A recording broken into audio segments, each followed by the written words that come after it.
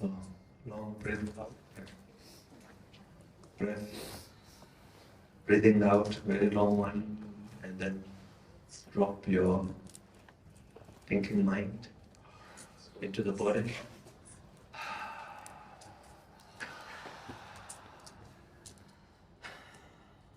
Rest in your body.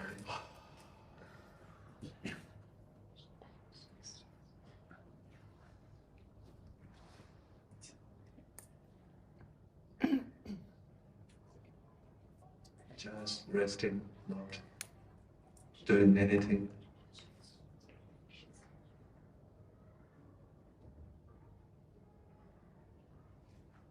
Feel and aware of the body.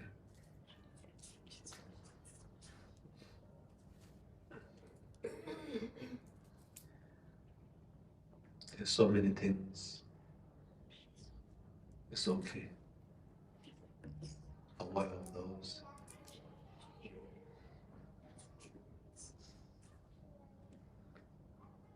And if you can, just relax.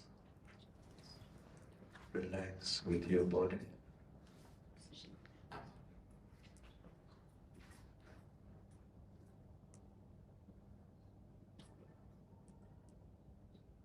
Relax with your restless feeling. Alone, chi, prana, whatever you call. Speedy energy. Aware of that. Relax.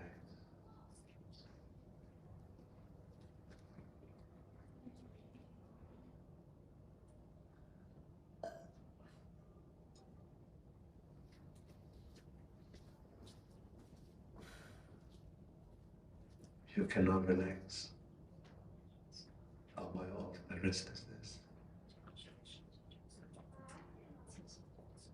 And be kind to it. Restlessness is not you. Speedy is not you. It's just some form of energy moving in our subtle body.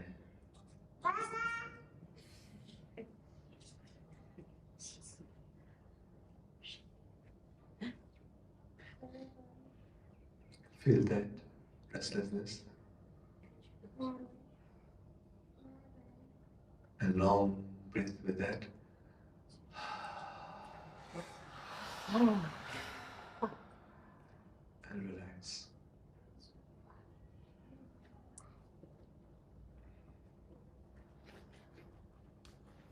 Relaxation doesn't mean pushing something.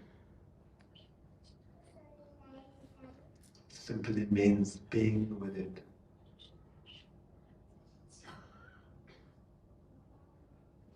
The mind is being, but energy is moving. So mind is allowing the movement of energy. Could be restlessness, could be any form of feelings, energy.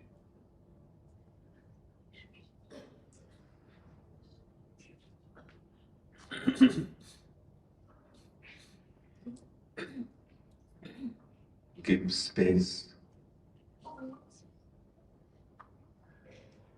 in the form of allowing.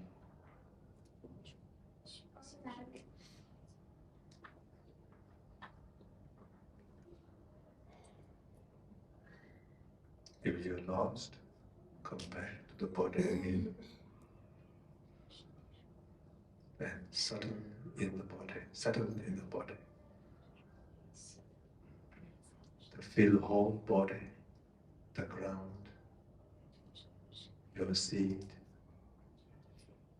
There is a stability. Feel that.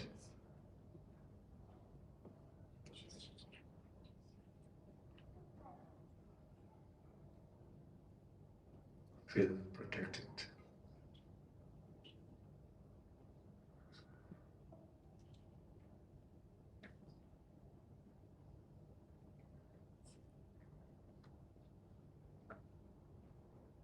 And slowly open eyes if you close eyes. Aware of the space, the visual space. Be with that openness. Your eye consciousness can see, but at the same time, be aware of openness.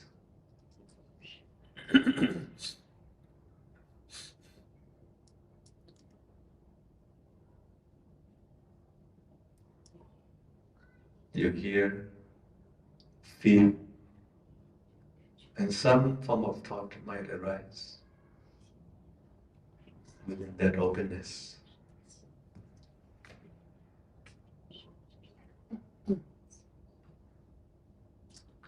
Openness is the natural state of being or mind. Just simply aware of that. No need to make, no need any image. It is a direct experience.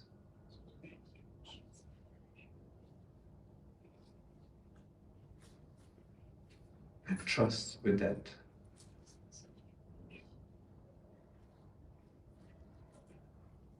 Relax, calm, and clear.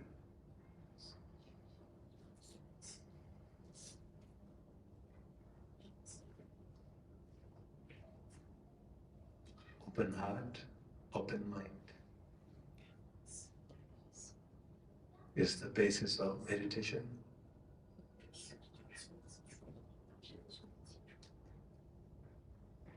Calmness and clarity.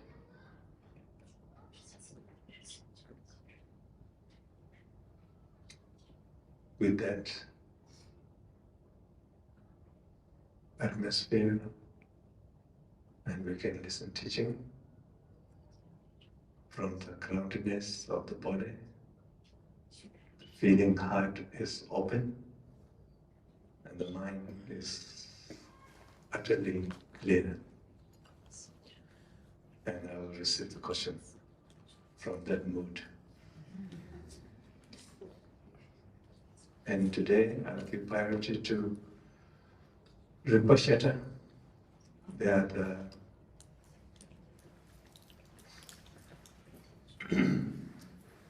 inspired me to have this session.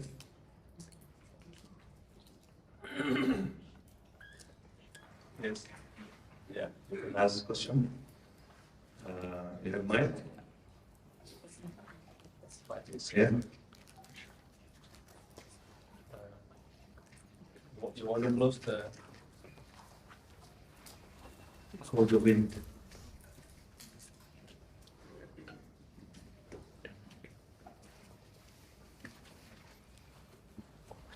Thank you. You will walk. No, thank you, Jim. Thank you for seeing us again. We're stepping out and shedding we're going through. 1 second. We are in the past, so please remember you are in the past. Working, not working. This one not working. We're studying. No, sorry. No, not working. Wait. Huh? Hold it closer.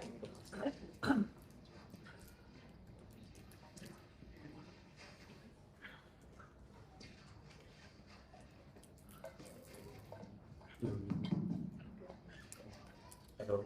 My one phone. Yeah. Can you hear me? Yes. No.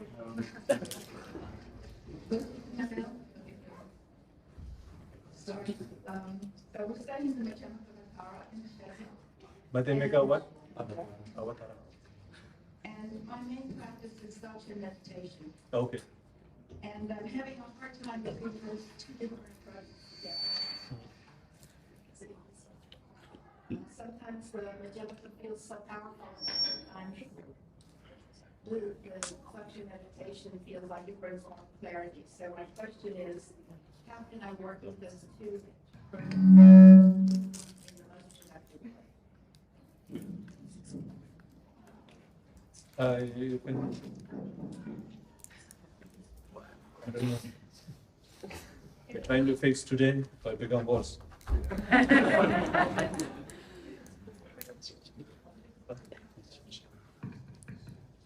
Hello? Hello?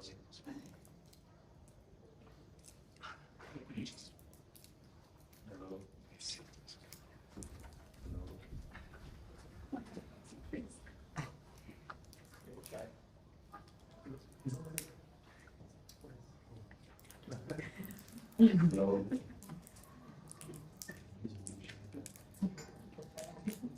Hello?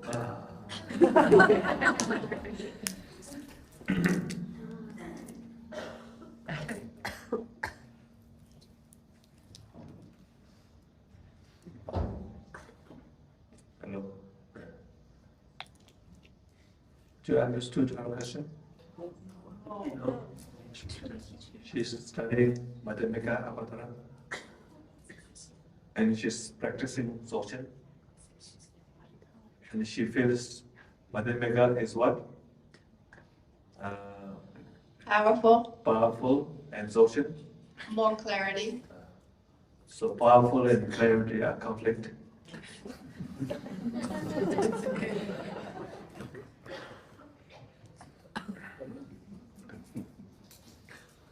So your question is what? What's the best way to work, the most productive way to work with these two approaches? Okay, good. Madhyamika, as you say, is quite powerful to chop your conception of reification and make utterly confused between absolute truth and relative truth, between born and unborn, between exist and non-exist. You completely lost into that realm, which is very good. That's what they want. And then end of the complete lost, you might find some relief. If you find some relief out of that, then you understood Madhyamika. If you want any reification, trying to understand something with the Madhyamika, you still have not yet. So I hope you lost completely. And the day you lost of that, the day Dzogchen begins.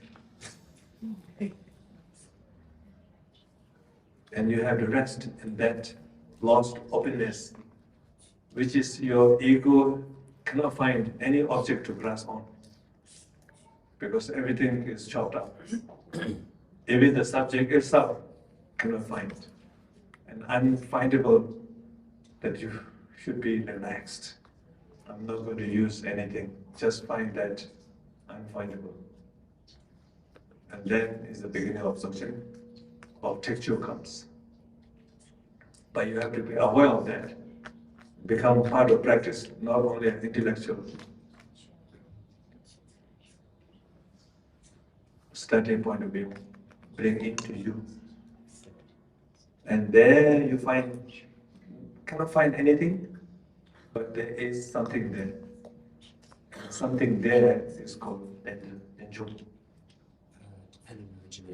Dependent origination. If you see cup, the emptiness of cup is with the cup, not outside of cup.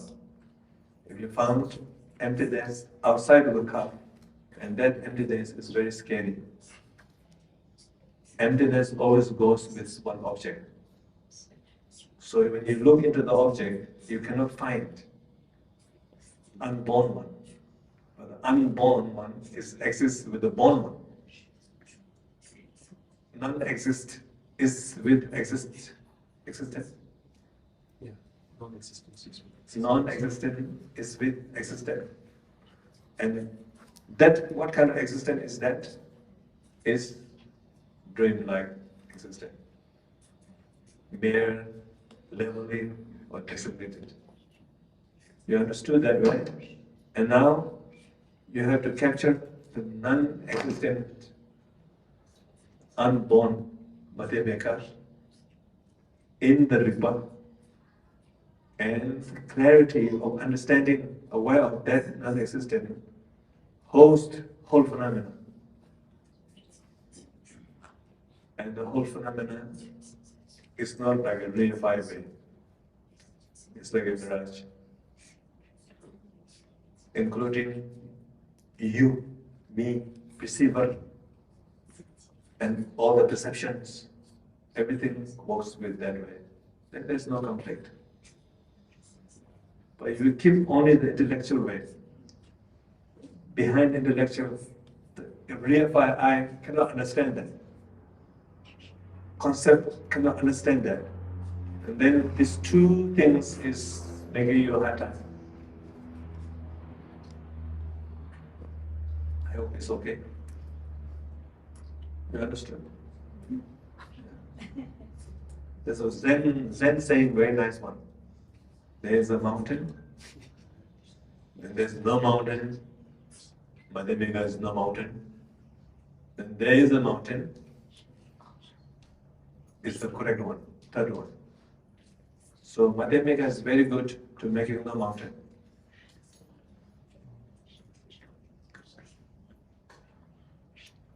You hear me today? Not so bad, yeah? Better than yesterday? Yes. Really? Every day is better. Okay, next question. From the shadow.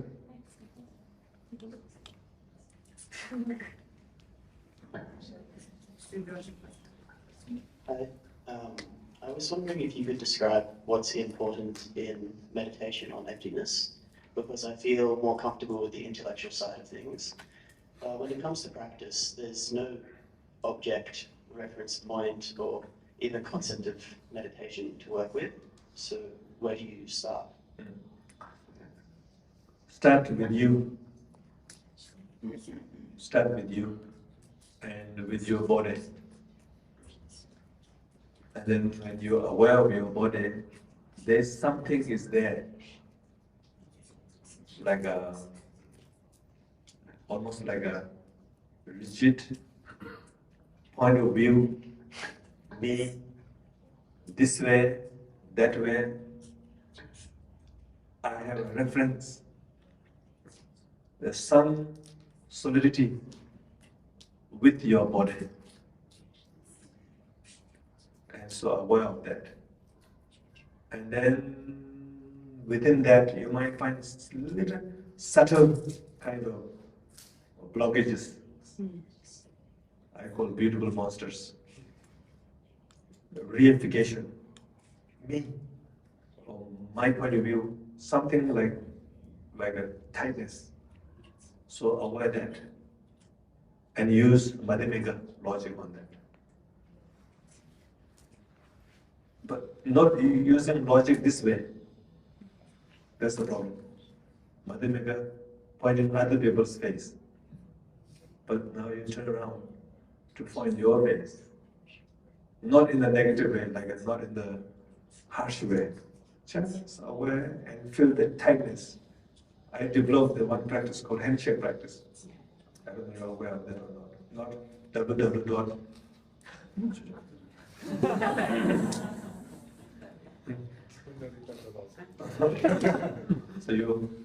So you have to be honest with your body, and your feeling, and your concept.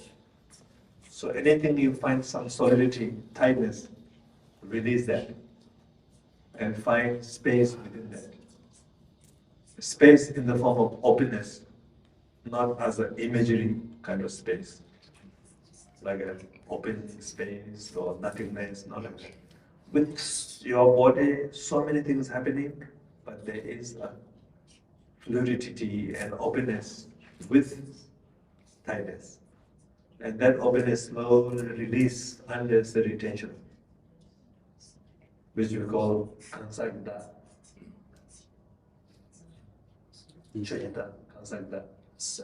Personal self and the self of phenomena, the identity of phenomena.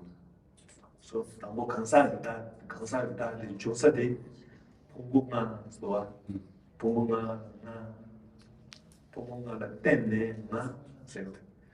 Pungula ya sabatan, suji pungu, sori pungu, dujeji pungu, nabrashi pungu, chopadela.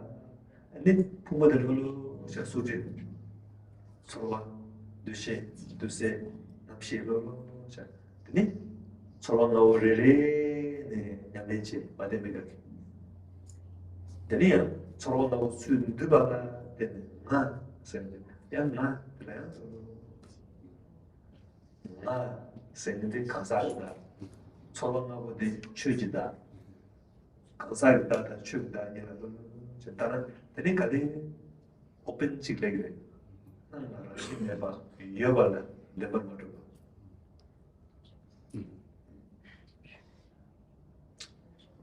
So this sort of basis or foundation, the sense of self, are the five aggregates. And so it's based on the five aggregates that there's this concretizing sense of self comes. And so we look at each of them, and there's the aggregate of form, like the body, the aggregate of feelings and sensations, the aggregate of perceptions, the aggregate of mental formations, the aggregate of consciousness. Each of these has its own reality, and we observe it, and within that there's a sense of openness. And so we look at each one, examining it, allowing it to be perceived within a context of openness. And then there's the five aggregates, and then there's this sense of self, which is projected as the boss. As the boss of the five aggregates. So we look at that as well and see the space or openness within that perception of the personal self. Self gone.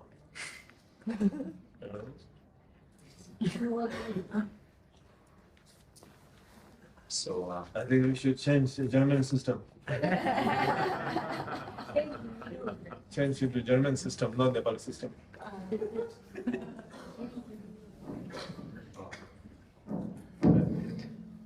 So basically, that sense of self, or that projection, is what we call the individual self.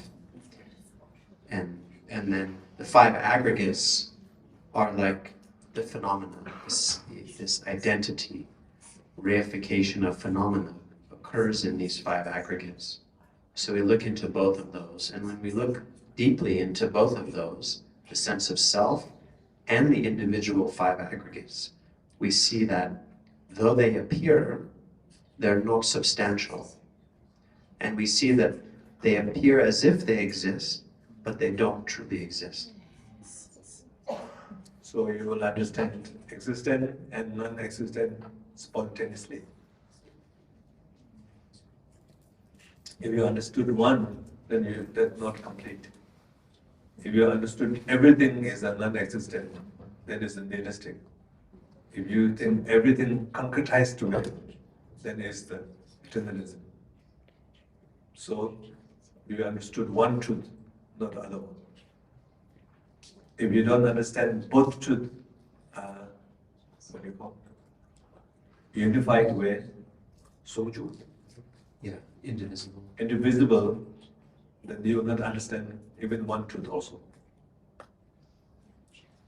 We have right to understand the cup, but we have to right understand cuplessness.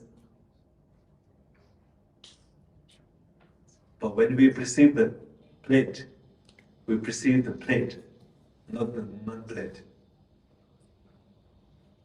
Then you ask, oh, yeah, of course, plate can break anytime. There's no plate. If you look into the atoms, molecules, whatever, you cannot find. Only energy. That could be a light, whatever. But you perceive perfectly. But we only perceive the existing sides, not non-existent. So we don't understand two truths, only one truth. And one truth is not really truth. You broke one leg already. In order to understand one truth fully, you have to understand the other truth also. The non-existent, existent, same time in your mind. What kind of experience you are experiencing? There's then the yogis, they say, "Chitamji, minamdam jumatabu, namigus." And all phenomena appear like an illusion or like a dream. Sound not so good, yeah? You like to experience rain? Are you not fed up by rainness? I'm fed up. A lot of disappointments. Because something is really true, but one day it gives me a disappointment.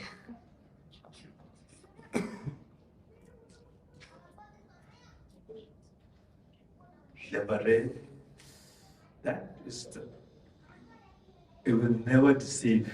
This is completely great, but at some point, it breaks. Even this thing from German,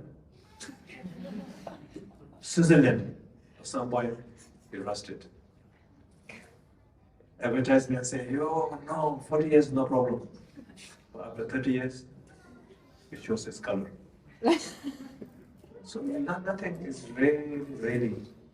So it's for me, must have been from beginning, Nepali attitude.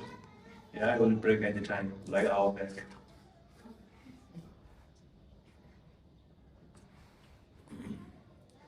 Yeah.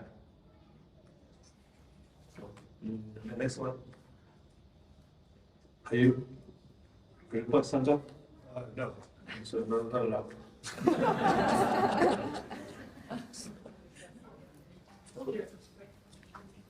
Tenzin.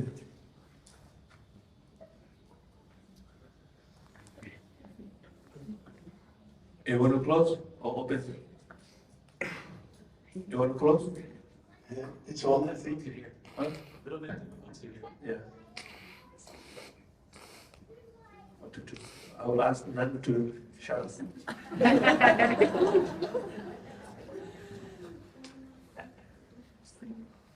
I normally don't ask young nun, they can make noise as much as they can for some years.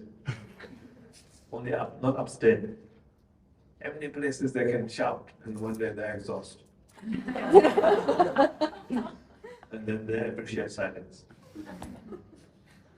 I said, play for a few years, few months, shout, do whatever you want. Don't destroy each other. Are you part of that? Part of the play? Part of the Rinpoche Sangha? Yes, yes, I am. Okay. Where is the Rinpoche?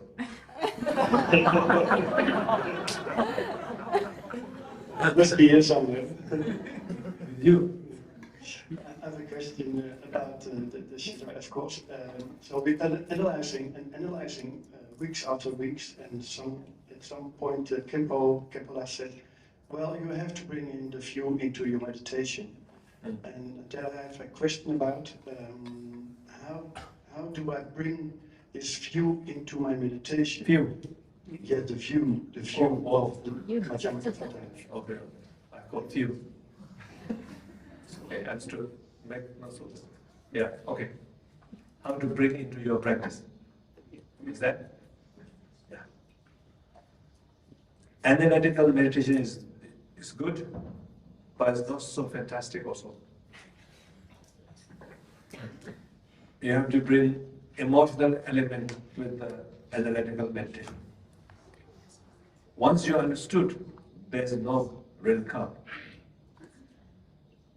And you keep thinking it's not really cup, it's not really cup, it's not really cup, it's not really cup, it's not really cup, it's not really cup.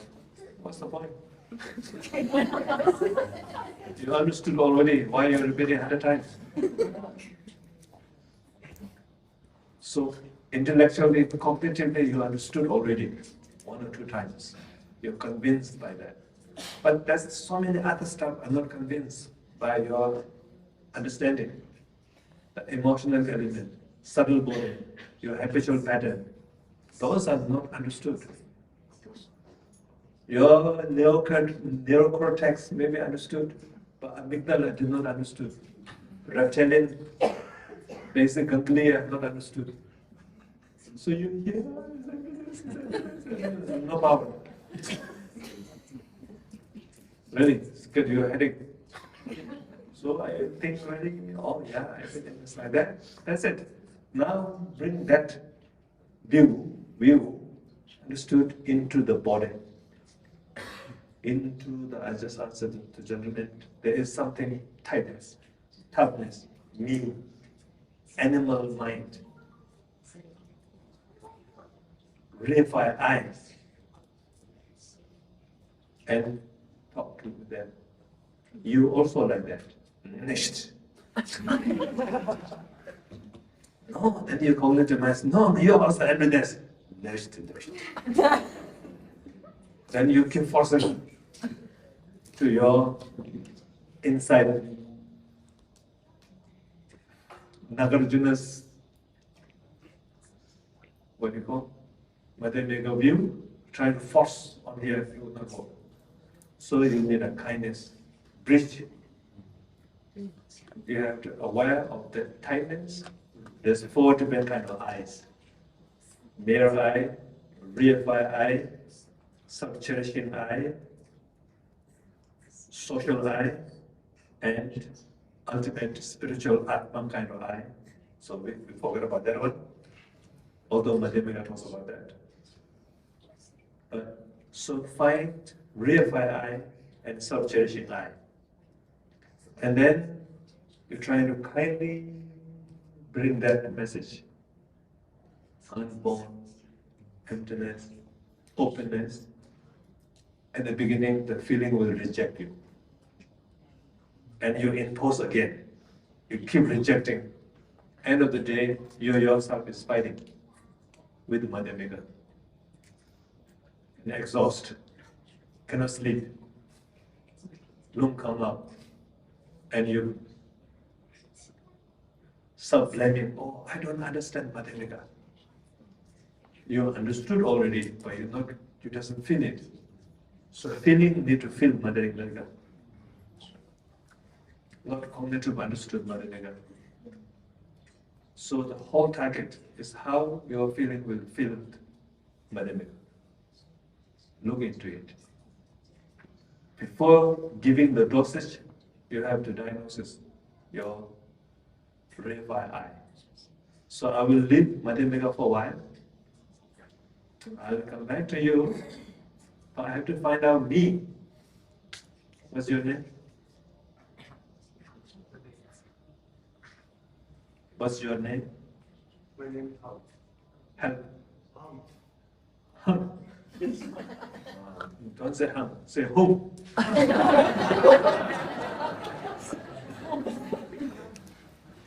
So hum, look into it. Don't use the Madhyamika. And then you will feel the tightness, something there. And relax at first. Use my method, handshake practice. Kind, feel, aware, not trying to suppress, not trying to indulge in, not trying to run away from. I'm sure there's something there. And then one day a little bit open up, and then bring the message from Madhyamika to the feeling world. And slowly feelings start to fill. Oh. And that is the beginning of transformation. Until that, it's just a dry, cognitive, uselessness, understanding. So this one, leave this one for a while. Be honest with what you're feeling now. and then bring the wisdom, understanding of Madhyamika in. Does it make sense? So work with your feeling. Feeling need to liberate also.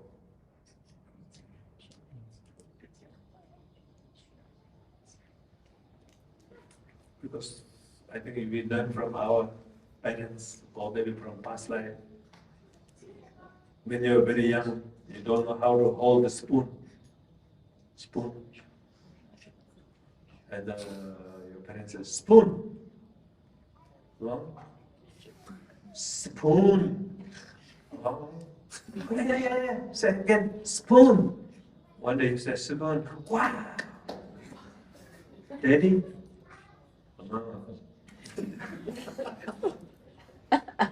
Confused between daddy and mama. But if you say daddy, mama, it's okay. But the mama, you say daddy, you will be problem. You're a bad child since you're born. So, mama, daddy, this day, that day, that's moon, that's sun, all this. So we teach everything in a refined way. It's necessary. One point is necessary, but we forgot to desolidify it again. And we let reify away, and after 18, you're your own way. So whole life is holding on that reification of me and mine. Lost the dance, lost the fluidity, lost the openness, lost the Nepali heart.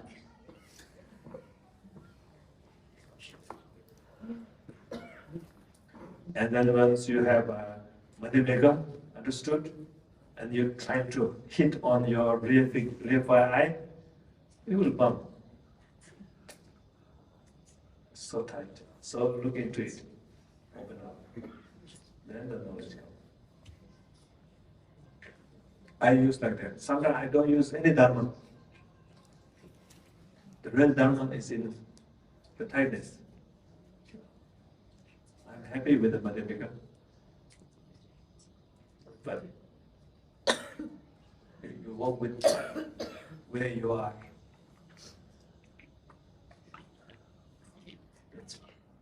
Next one.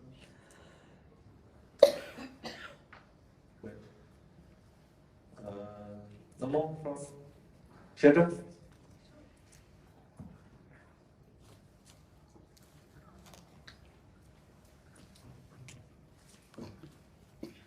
Can you hear me? Wait.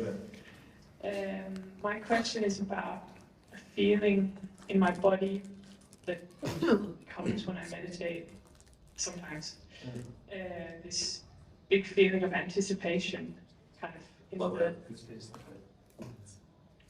Something. Or waiting for something. Yeah. And then often when this comes, I get a little bit lost in like, oh, what's going to come next? I get like too excited and then very distracted.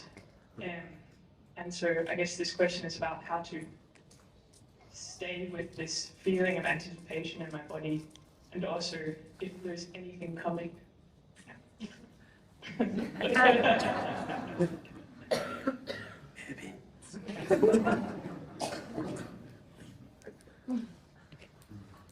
Anything comes, it will come on the present. Anything comes, it will come in the present moment. So don't worry about it. You will know.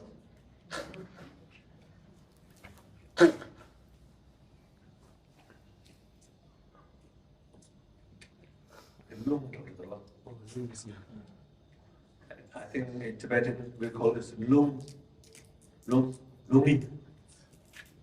A little bit of high class sickness. Not any sickness, but high class. In Nepali, we don't have that because nothing is coming.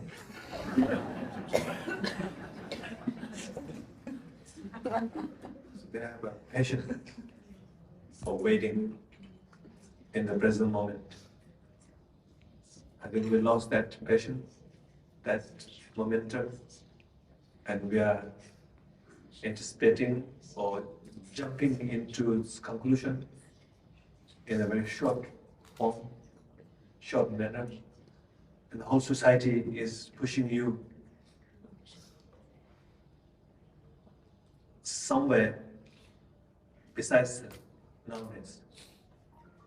They will not ask you stay the nowness, because nowness is nothing happening. You will claim something will happen. This is not your right time. This is not the ready moment. The ready moment will come later. You understand? So always something is okay. Where you are, what you're doing is not okay.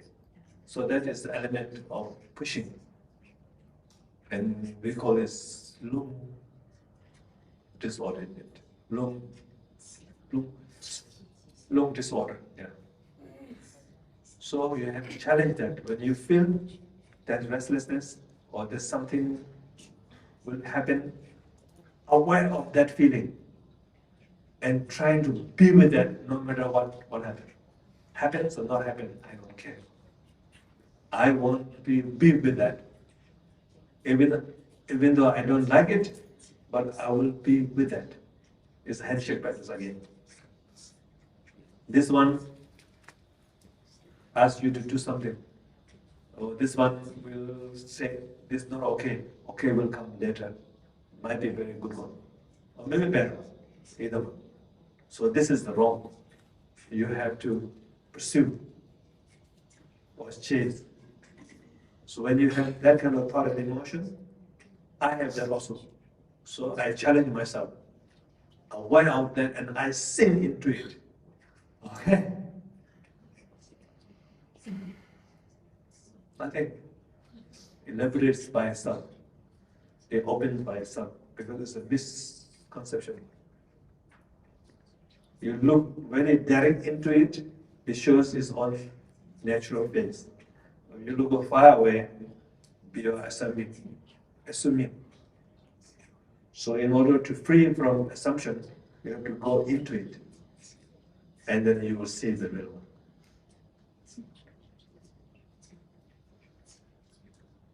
So I think it's connected with some form of lung disorder.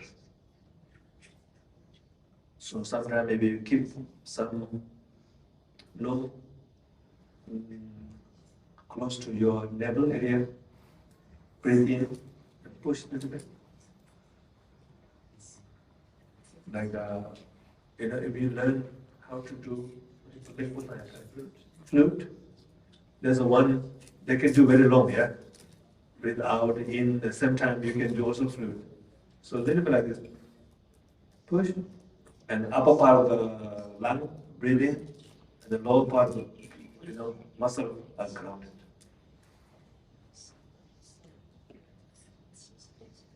And you breathe in. This muscle is down, because the lung comes, everything goes like that. And you don't have any guts, it's like a chicken heart. Here all coming up. Sheta will have this problem.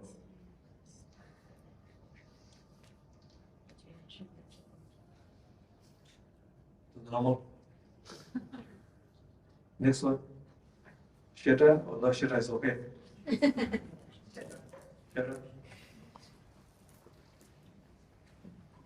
Hello, dear Rinpoche. I have a question about this Madhyavatara, which is on selflessness, of course, as you know. And we're in the second month now, and there's still some. There's still some. After 1 month, there's still some. Yeah, we have 2 months, so we're halfway. Yeah, still 2 months. Okay. Yeah. Well, anyway, normally I'm sorry, I didn't get it. No, it's okay. Bad job. Okay. Cannot repeat again. I'll ask someone else, no problem. But then, normally I'm a person who cares for others, I'm there for others, and then, but now this last month, so many crazy things happened to me, like my passport was stolen, I got almost a car accident, all kinds of health issues. So now I'm wondering, it's all about me, mine, myself, my health, and so on. And then with this selflessness, like, I want to let this go, the grasping of the self, but how to deal with these things? That's my question. The middle way. Middle way? You hear? Middle way, yeah. I think you lost the dance. Dance? Dancing. So, can you hear me? The dance, you said the dance, yes. So you have to dance with the relative truth from the ultimate. So you bring ultimate to the relative, then you lost. So there's a me, there's a no me. And you have to dance properly between existence and non-existent. You have to dance between relative truth and ultimate truth. So my quote, my way of saying is, dance with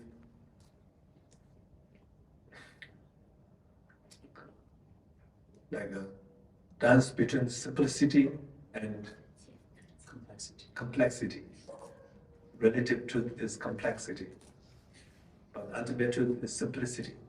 So find simplicity without losing that in the dance with the complexity.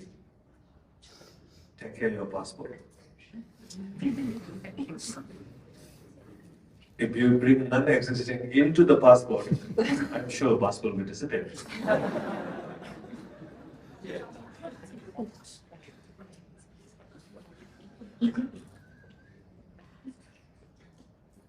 But if you reify passport more than it needs, passport will become crash. You hold passport too tight every day, wherever you go, hold it passport, sleep with the passport, eat with the passport. Then you are doing too much. You're not respecting even relative truth. The passport become destroyed. So how much you need to take care of your passport?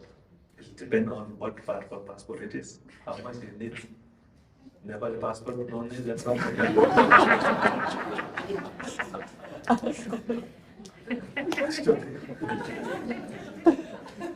No, I'm not talking about this national thing. But how, what is the passport thing? You know, passport is just a piece of paper. So take care according to what it needs.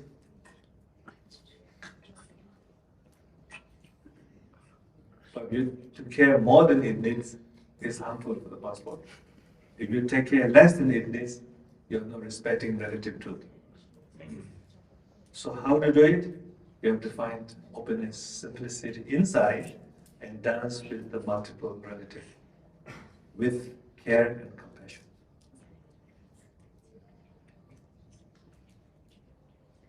So I call this the two legs of being. If you lose one, you have a problem. If you lose other one, also a problem. But together, work together.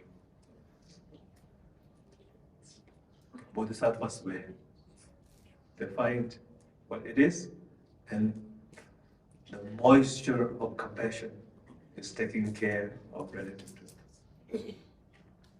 Because relative still exists right now. Your passport exists, you exist. But how it exists? Exists in the mere way. Mere I, purified I, self-cherishing I, and social I. So you have to have a mere I. M-E-R-E. Mere? Here. Mere. Mere. You pronounce it. Mere. British is mere.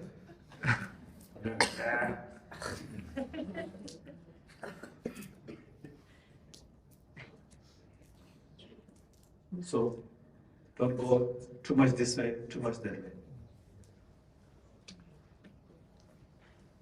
And this simplicity is very easy. Too easy, we don't appreciate. That's why you have to, I'm so sorry, you have to go through Madhyamika to find their simplicity. And then you will appreciate that simplicity one day. It's more satisfying way of doing that. But actually, it's there.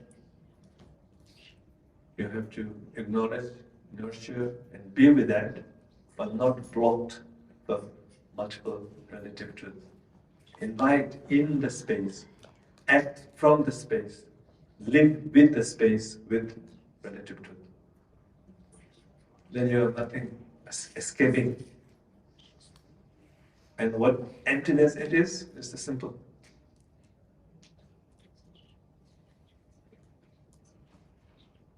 So whole Madhyamika is talking about the simplicity with complex way. And the complex I satisfied. Yeah, another logic. Oh, that is your meba. Oh, Not one from self, not one from other. Not one from both. Not one from neither. So why we didn't fall? One enough. But our conceptual mind mantra, maybe another one. And then German comes next. So find that first. Combine with Dzogchen. Then find their openness and the host whole phenomena.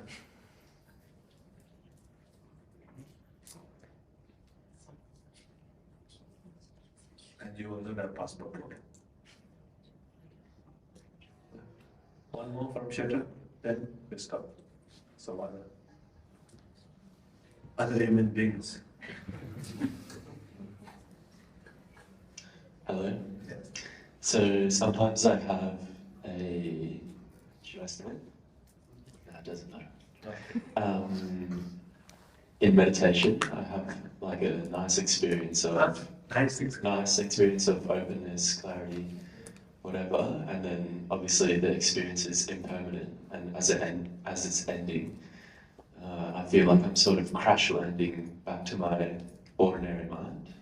Is there anything that I can do to sort of bridge that gap between meditation and post-meditation, sort of directly after, that can help to bridge the two and reintegrate better?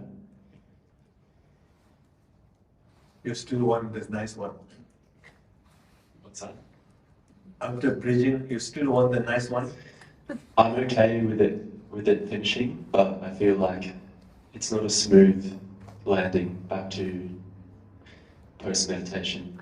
Like I'm sort of confused how to reintegrate the experience. But you don't care the nice one, yeah? Well, it's nice, obviously, but You cannot integrate this because of nice or because of you cannot come to the normal? I guess I would like to maybe extend that, even if it's... Nice one. Yeah. Extend what? Extend your meditation or extend your nice one? Extend the meditation, yeah, into post-meditation. But nice one doesn't matter. Yeah, I guess it does matter. Yeah. It's not actually nice, but you know, it's like something. Something. You don't want a something. You don't. Something to say something. One.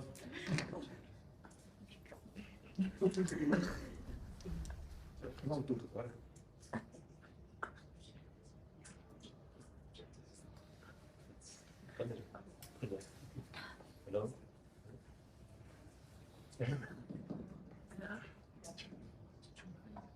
Hello?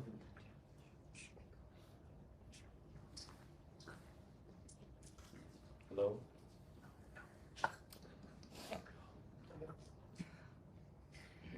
Somebody else. Hello?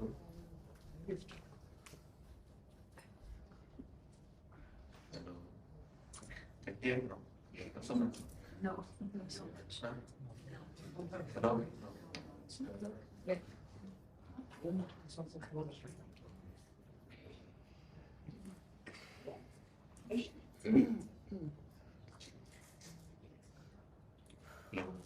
Yes.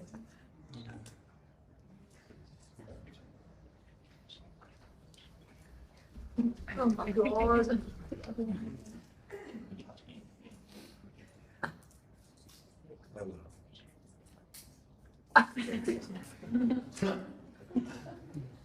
The whole system.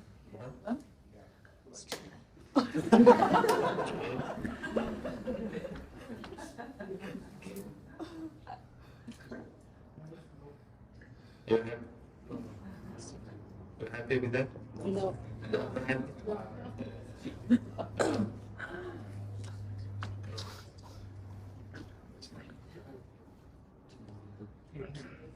You start the system. No, I have it down. Try. I think the whole system is down. The whole system is down. Hello? Yeah. Now very good. Don't do anything.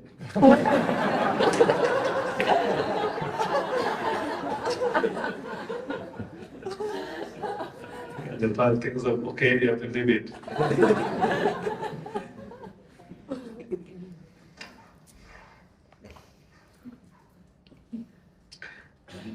The Kurante gom di luxitan gom na tenshi nyuwa yana nyam kita mampuye kore kau kala gom luxin di yapo yobala nyam jirinpa lepa kau kala nyam changpa lepa gom korang shira menge kau kala nyam ta gom dramate sumira hewe na ngasu tso te kharche basna gom de yapo ha kone nyam yapo tuku karayona kayo mare nyam nebe kabena kayo mare nyam yobe kabena kayo mare gom luxin senide shine korang ki lamji yore latong na latong ki nyam 사실 샴푸에는 소바 샴푸에는 제림 zorm karena korang ki lam ngeje chura tiapu hago ani lam de to be kapsula experience ta mara yogure kapkala nyama yabu shawa kapkal dong yabu yo kapkala chawa papa kare yo na yang is okay na lam de to de gura so lam manda wache gura is So there are two things that are distinguished.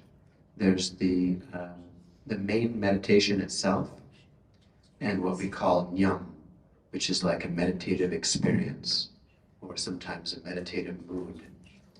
And these are two aspects.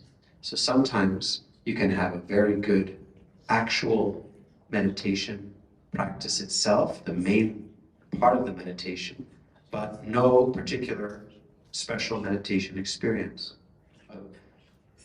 Sometimes you can have a good meditation itself with a very nice meditative experience. Sometimes you can have a good meditation with a not very nice meditative experience or mood.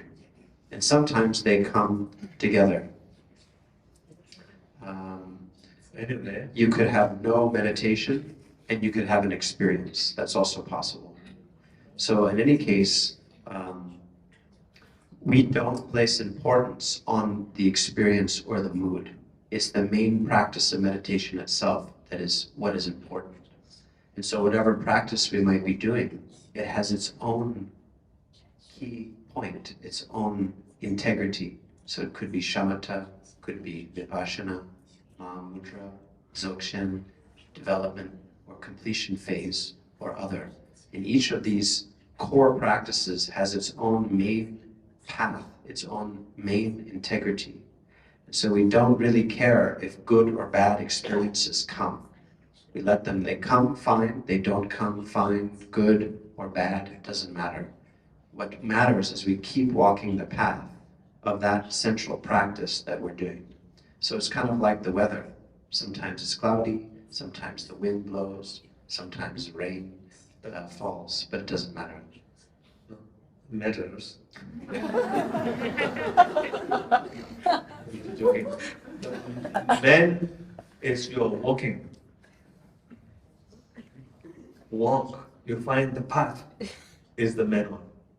So when you are walking, there could be a breeze, there could be a peacock, there could be a monkey, there could be a cloudy sun. All this while you are walking is part of the journey, no? So you cannot extend monkey. Then you are out of the path. Oh, so cute monkey baby. Then you're not walking on that. You're going sidetrack. So whatever comes, peacock, monkey, rain, thunderstorm, whatever, keep walking. And that we need to know, the path itself. But while you're walking on the path, so many different experience, or sometimes no experience. And we think we include everything into the path. Nice one. It's not your problem, it's the Lama's problem. They advertise Dharma like that. You practice, you will be more compassionate person, you find peaceful, you will be relaxed, and you assume that. So actually it's come to the red point. Might not be relaxed sometimes, but you're still walking on the right path. So I will ask you to find the path itself first. Are you practicing shamatha, or vipassana, or mahamudra, dzogchen, compassion, or development stage? Different has different path. When you have that, no matter what experience comes, aware but not react. It's called knowing without grasping. When you meditate, that you feel very blissful, peaceful, and you lost the path. You want to extend the peace, cannot. The peace is part of the product of the journey. Might not stay forever. That kind of peacefulness. But there's another kind of peacefulness, more like Japanese food. Really fine Japanese food. Look like no taste, but there's a taste. Not like Indian food.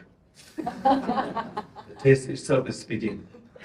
But after you eat, you have to go to restaurant.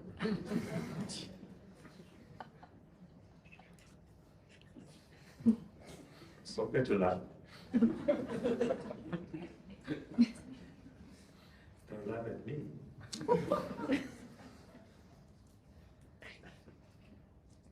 And this issue I dealt with so many times with my teachers, especially with Tsoknyi Rinpoche. Beginning of practice, then he taught something, then I go to behind his place. There's some place you can go and sit in the small hills. You sit there, your body start to warm up, no mosquito, you know, you just go teaching. I'm so lucky. Then all these things, you feel very good. Good nyam. You can stay hours, like, doesn't want to move. Then I thought, wow, I achieved something. So I go see him. Then he asked something. Then I started to talk about my meditation. He always, always something go wrong. He's a very kind man. But when I talk about myself, wow, this beautiful, peaceful. Yeah. Sometimes he pretend he cannot hear.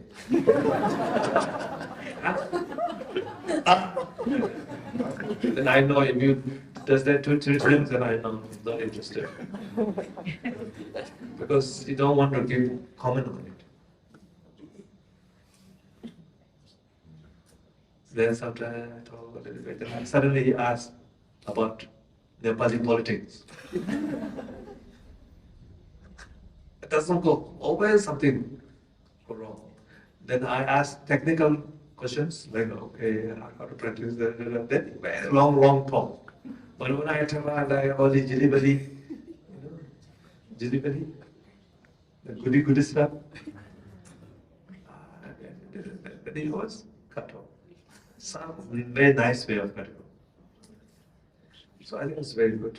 Then I didn't cling on my meditative experience. If you say, oh, this is no good, it will hurt me.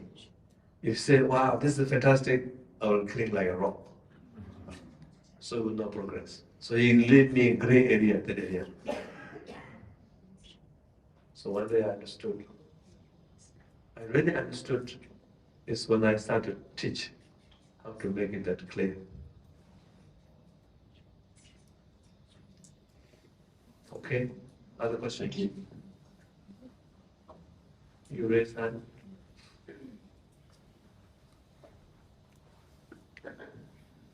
你好，仁波切。No. She's speaking Chinese, and I translate for her in English. Yeah. 你好，仁波切，我是第一次听您的课，然后提不出专业的问题。我有2个关于禅修，就是关于那个情绪方面的问题想问您。This is the first time I came to your teaching, so I cannot ask her some particularly technical question about meditation, but I have 2 questions about emotions. 第一个问题是，我是个超级社恐，从小对人有着严重的恐慌，不管是认识的人还是不认识的人，人多还是人少，在熟悉的环境或者是不熟悉的环境，只要有人我就非常紧张、焦虑，非常的担忧、沮丧、恐慌、不安，就这些感觉特别强烈，很想逃离。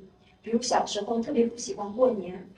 因为亲戚们聚在一起，人多，我就特别害怕。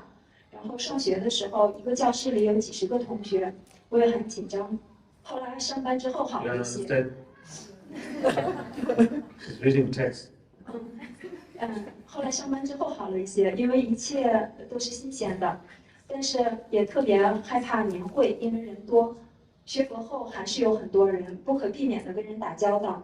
我想请问仁波切，就是我对人的这种恐慌该怎么办？我是否该找个山洞一个人修行呢？这是第一个问题。Okay, translate. I have strong, very severe social phobia. I'm afraid of coping with people, to meeting people or have to do something with them. I have strong phobia. Even when I was young and I started to have this problem. And especially no matter with the people I'm familiar with or with people I'm not familiar with, all has the social phobia all arise. For example, in the New Year festival in China, and usually a lot of relatives they will celebrate together.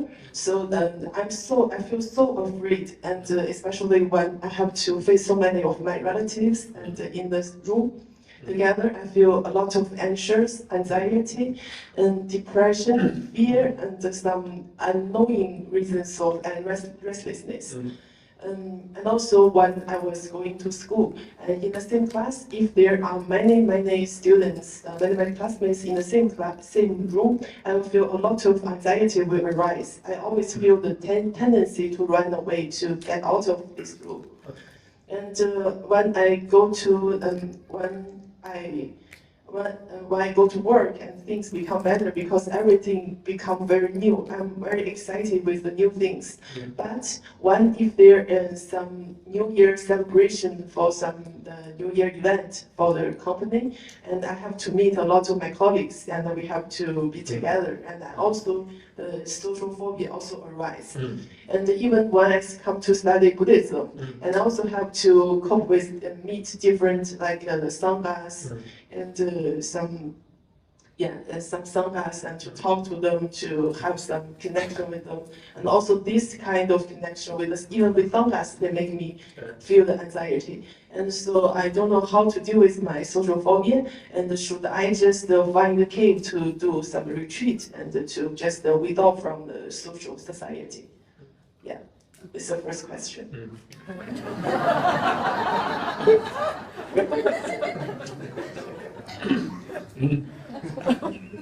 So finding cave is a backup plan.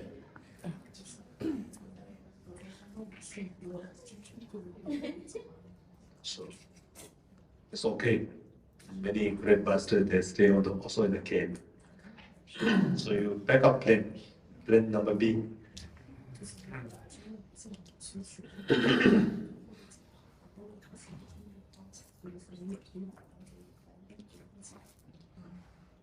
So, but first, I think I know what you're talking about very well. So, try to work with phobia, social phobia, if you can, slowly. There's a way. I think a lot of psychologists talk about that, and also we can use some Buddhist. You have trusted spontaneous. You have to use Buddhist uh, technique or practice. And I developed this one course of fully being. And if you can take that, you can talk to him how to work with that. And there's a lot of clear instructions on different kinds of, I call it beautiful monster. All have some, not everything, but your case is that one. I have my own one. In this room, everybody has something. So, and that makes us a distorted perception. And Buddhists we call it distorted relative, healthy relative and distorted relative. We all have that. It's a normal. If you don't have something, you are not normal. So your one is also part of the human things.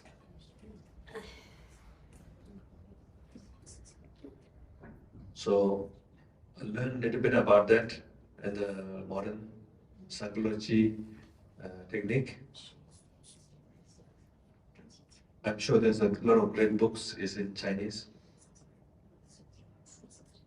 It will reduce your intensity. A lot of good knowledge around that. Not that you only focus on Buddhism.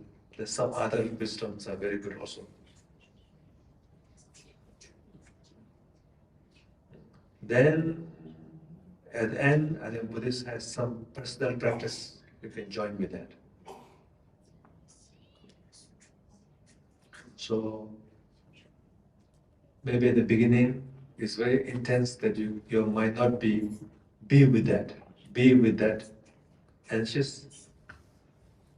So awareness, aware a little bit far away,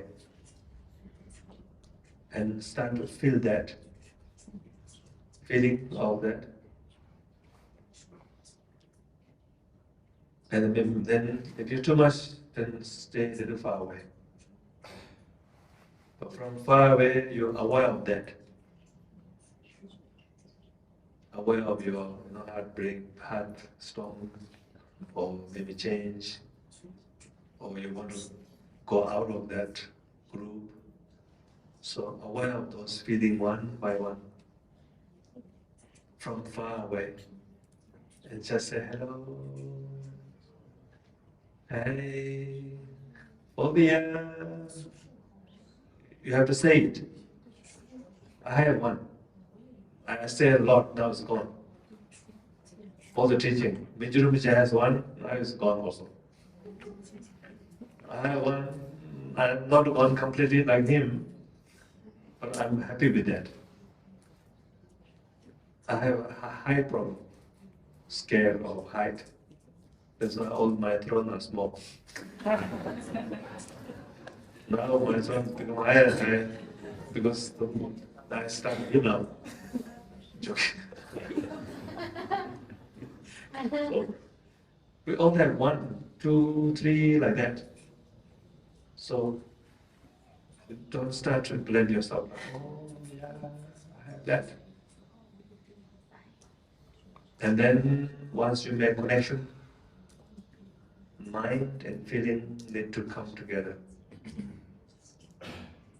And then slowly give insight to the feeling, insight from the mind. There's a one mantra, I made it. It's called, it's not me. The phobia is not me. And then they will ask, what is that? You have to have an answer. Answer is, it is leftover residue. Oh, when does it happen? You might not have answer. You don't know when it happened. Or you have answer. But the real event is gone. And that is the leftover. To react in the similar manner. You are reacting in the similar setting. And slowly you have to convince your feeling through the mind with a kindness. And one day the feelings start to feel, oh, I'm not scared. I'm not okay. It's a feeling. You need to change. I'm okay with the people. People are nice. But in your head now, you know, oh, all brother, sister. You know Mother Mega here. But the point is in the feeling world, you have to transform. So, chant this mantra many times. When the when the situation comes, it's not me. It's not me, so you want to put Om at the beginning. Om is not me, so Om is not me, so Om. Joking, but you can chant this again and again. When the event happens, because in head you know that people are okay, no one is perfect. I'm speaking to you. I'm not speaking to you like all of you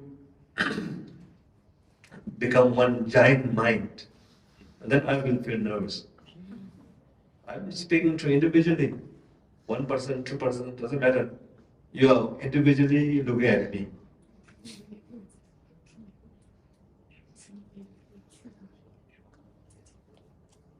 Yes. Sometimes 1% you feel okay, no? 2 people, not okay. 5 people, they're not okay. But 1 is same. They perceive me 1 like that. All of you become one big mind. Then I was scared to talk to you. Even 1 million people is same. They perceive me individually. I talk to individually. The appearance is more. But the one mind. This is the same. 10 people, 1 million is the same. 1 person, 100,000 is the same. So that's you have to understand again and again. But easy to understand in your head first.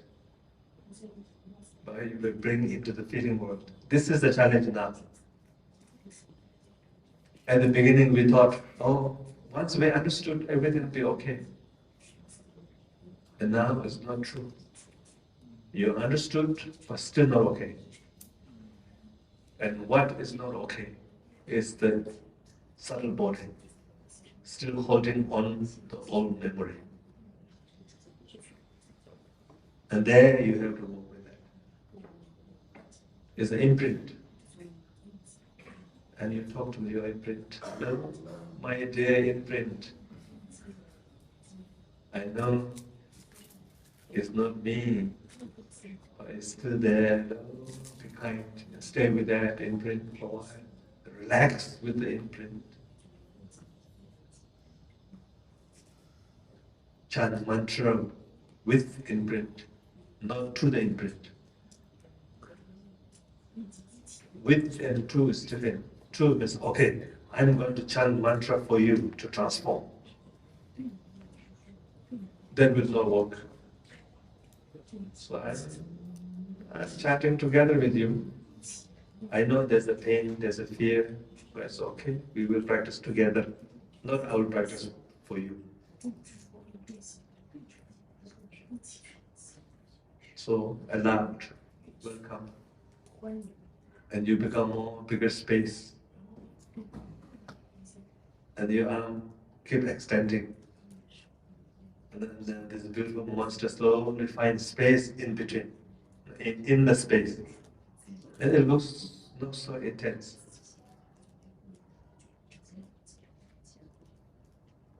Any form of psychological imprint it is a similar way of transforming.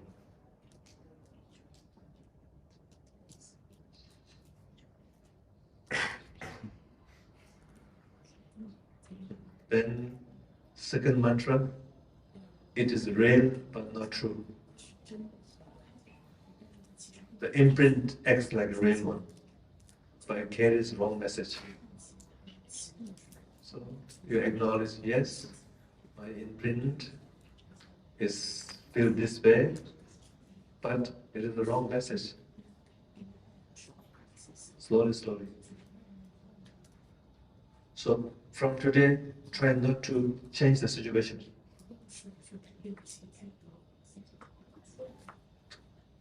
Come back to the source and give love. Love, my pain. I love pain. Cry with that. And then when you start to be with that, and this fear comes here. And aware of that fear. Stay with that fear, be kind with that fear. When that open up, come back to you. And then when you, oh no, I cannot, aware of that thought. It's like, hello, my thought. Stay with that thought. Let that thought open up. And come back to the, if there is still there, maybe sometime by now it's gone already. If not, let's come back. Hello. Maybe less intensity.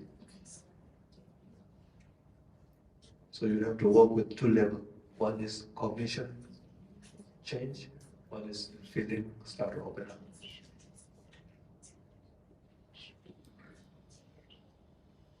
Okay, one more. What time is now? 那个仁波切，第二个问题是关于 You can translate that out. If she knows, you can translate. You know our question, yeah? Yeah. Then just say. I just say, Yeah. okay. But you have to tell her. Yeah. May I just say? No. You just say. Oh, I see, okay. I just say. Or you have to tell her I'm going to say it. 那个我就直接给你翻译。这个问题，我用中文说，就是我就直接用。The second is also about emotions. In China, and some of my neighbors, he is a very bad guy. He always trying to set up some traps for me to create a lot of obstacles so that I get a lot of trouble from him. And Change house. If you can, why not? Cannot. What? he said we are staying in the same kind of sangha. We are the same sangha. Change something.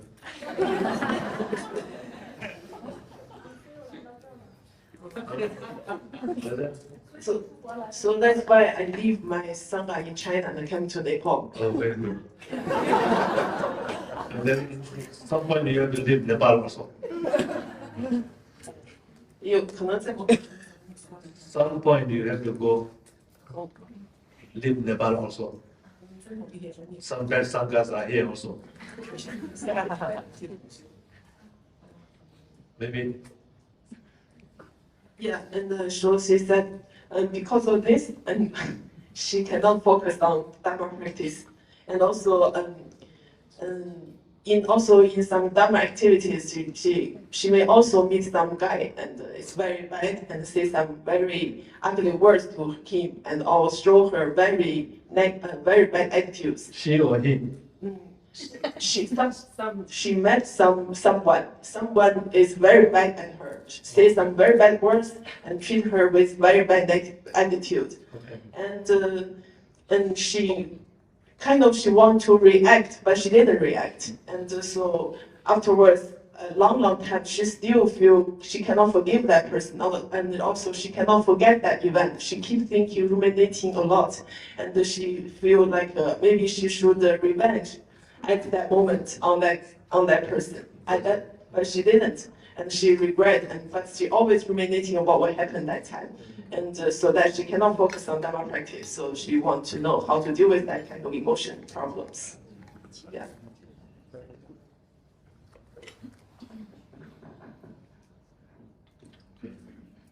I think she knows also, but the feeling cannot let it go. I come back to the same plate. Hurt, nose, head. Because it's already gone. Maybe the person might not be around. So mind thought, I think Buddhist practice, whatever, let it go, forgiveness, you understand. But she wants to take revenge, is in the imprint. So be compassionate to your imprint. Don't worry about the person. Person maybe forgot about that event. So honest, take care of your mind, take care of your feeling. Don't worry about that person. Be honest with your feeling and find smile in that smile, no smell. Smile. Because I have a problem of saying smile and smile. Smile. Find smile. You smile. That feeling want to take revenge. That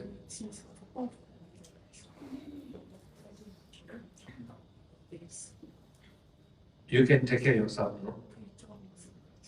So if you really hurt the person, it still gives you suffering, that means the person is winning.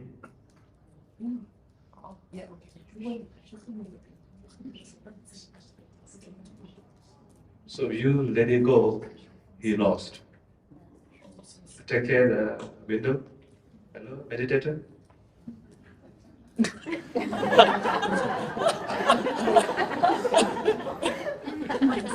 Take care of the little tooth, please. Wow. Okay, good, thank you.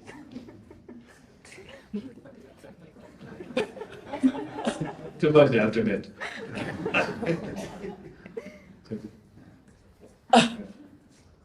You okay with that? Rain. Not for her.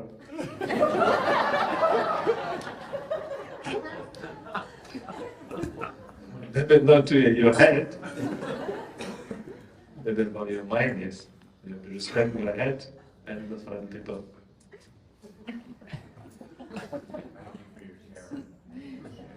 It's a dream.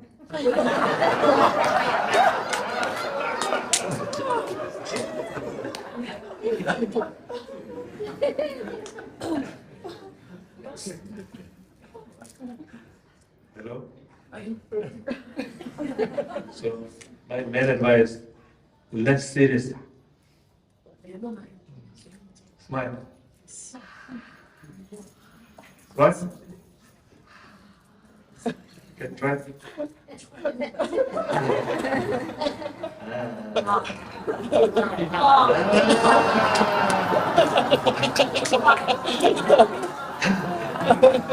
Maybe go. Finish. That's slowly aware. Stay with that openness. Relax. Keep doing that. Maybe this is too much, just use your muscle a little bit. Follow that. I want to remain.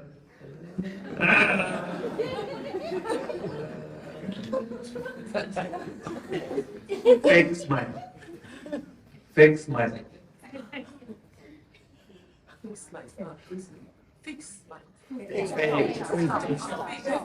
Fix already. Fix is already, I can see it. Fake. Fake to the fix. Fake.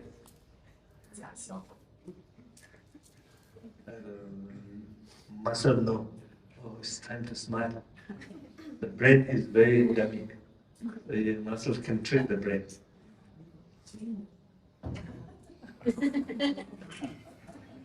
And then you release some dopamine to the angle, to the, and you are aware of that.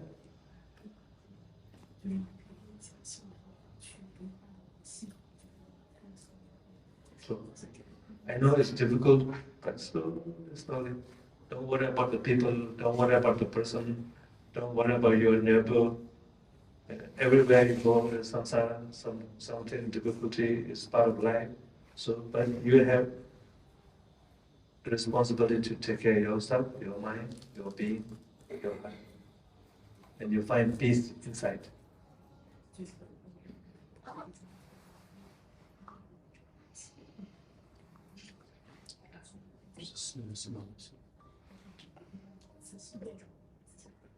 Yeah, some other question? Young man. You.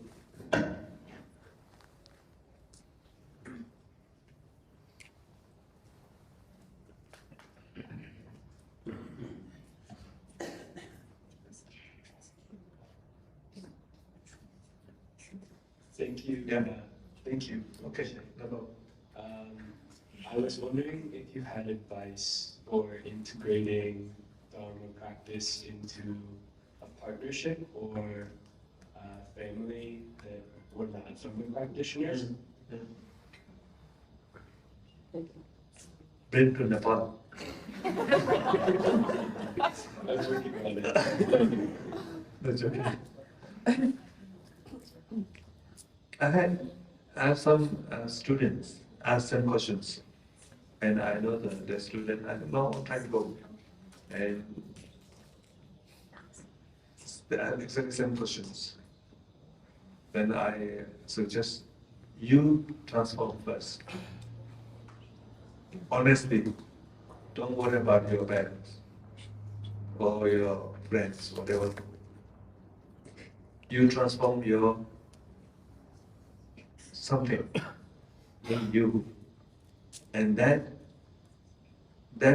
shines to someone. It's called silence transmission. Silence transmission is the most powerful one.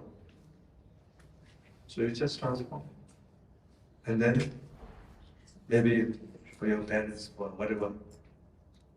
I'm sure there's one area always goes like this, or your partner, or relationship, whatever. So letting go that in you, free that first, and then that leaves some wandering mind of others. What happened with this? He changed. Maybe not. Maybe I'm deluded. It's not change, but it's still keep cool guy. Be like normal. Don't show spiritual kind of. Don't wear double mala. Normal, cool, cute guy. You look like you. And then just walk with the garden, drink coffee, maybe a little bit beer also. Depends where you are. So. But something there is nasty, is gone. So they love you. People who are around you, relationship people will love you, no? But they're always scared of asking you where you went, where you going, what are you doing, because they don't want to involve so much. They don't want to know. But one day they will ask definitely one question. What are you doing? Tell me where you been. And the day comes. Because someone ready to listen. Before then, no use. Not ready to listen.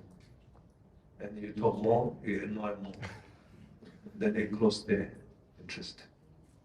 So I had to start from you. Then you said, "No, I went. Are you studying? When? Yeah, so let's go in Kathmandu or wrong Tunisians. What is that? Change my whatever, I don't know. Change that one. Then you can talk about Tunisia. Don't talk about me.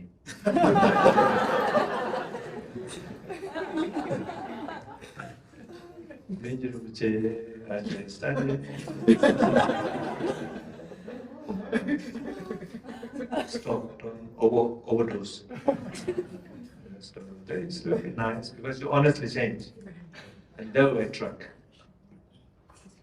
And that person did that, and then the whole family become Buddhist because of his initial change in himself. It's a Buddhist way of doing. It's called Tope Dado. Liberating oneself with realization. Tuchi Shenro. Liberating others with compassion. Then Tope Dado, Tuchi Shenro. Then Tabaki. Becoming skilled in interdependence. Making all connections meaningful.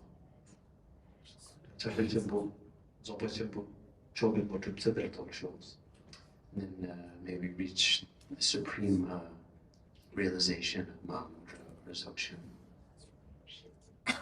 It's a supplication, prayer. So I think it makes a lot of sense. First one.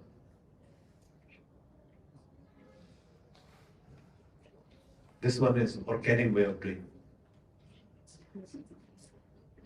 There's no particular skill. Only skill is to transform yourself. The rest just will follow. Some other one? Yeah. Thank you, Rinpoche. I have a question from a Dharma sister who couldn't be here today. She says, Rinpoche, Ken Rinche, thank you from my heart for this time together, for sharing this wisdom in such a way that can be understood. Rinpoche, questions can be endless. Can Rinpoche say something that creates the causes and conditions to bring the heart-mind to rest deeply and clearly, possibly freeing space for pure thought and questions to arise? Your guidance is truly precious. Ken Rinche.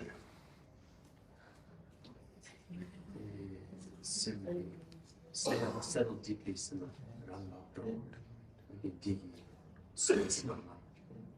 pure thought, some sort of space.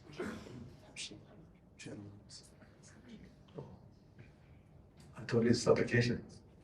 But it's a question. This is a question. Let's see if I can get to the heart of that. Just 1 second. If I can find it. Okay, she says, questions can be endless. Can Rinpoche say something that creates the causes and conditions to bring the heart-mind to rest deeply and clearly? And Clear. clear thought.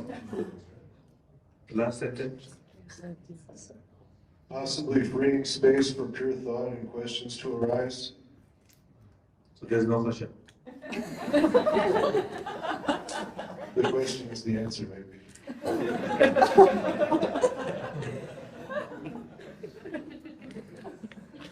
Still confused a little bit, but no. Yeah. This shoe.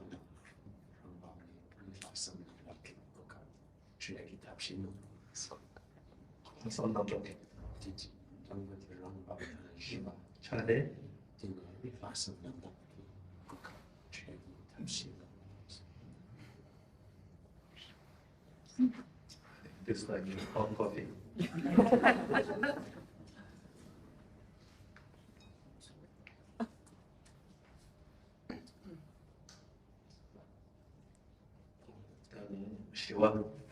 시와 생조 초록한테 시보고도와 쌀을 버려도 시와자 쌀을바 쌀 롱랑바 쌀 틀레랑바 무슨 시와 용을 마시니 시와대 마음에 살짝 마냥 awareness 하고 왜 살짝대 마냥나 근데 시와요가 살와요 시와도 살는 얘기 나는데 근데 다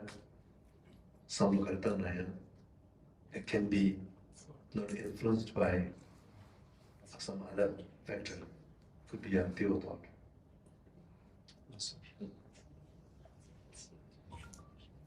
So when it comes to the element of peace, a deep, she said, settling deeply, the aspect of peace has to... Mind, you cannot settle deeply. If your mind settles deeply, you go into cuckoo. Mind always need to keep some sense of awareness and clarity. Settling is... settling has to happen at the feeling level, the connection with feelings, or the subtle body. So the channels have to learn to rest in their own place. The lung, the prana, has to rest in its own place. And the tigle or the bindu have to rest in their own place. And then there'll be natural peace when all those elements are resting naturally. Within that natural peace, there's also the element of clarity or lucidity that is not lost. And so when these two qualities come together, peacefulness and lucidity,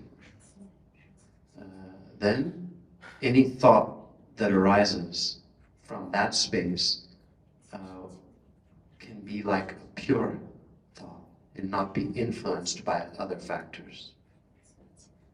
And that thought could be,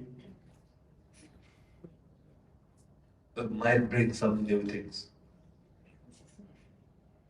Not 100% sure, but it might come out of some intuition or some kind of wisdom. But normal thoughts are conditioned, influenced by so many other stuff. But when the subtle body is really settled, and then awareness with the clarity, and then you rest in that open, clear calmness, some thought come. Could be a, title of the book. Could be a title of book, if you're a writer. Oh, yeah, that thought is good. I'm going to give open heart, open mind.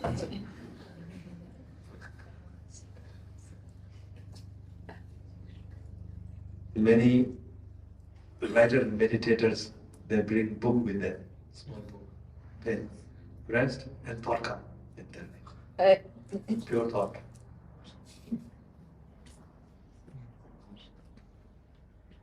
I don't know, I answered that. You know the question, yeah? Or you're just reading? I think, let me take one more look at it. I think what she's looking for is a deep sense of peace and clarity. Yes, then I answered already. Okay, thank you, Rinpoche. So, from then? No? Well, yeah.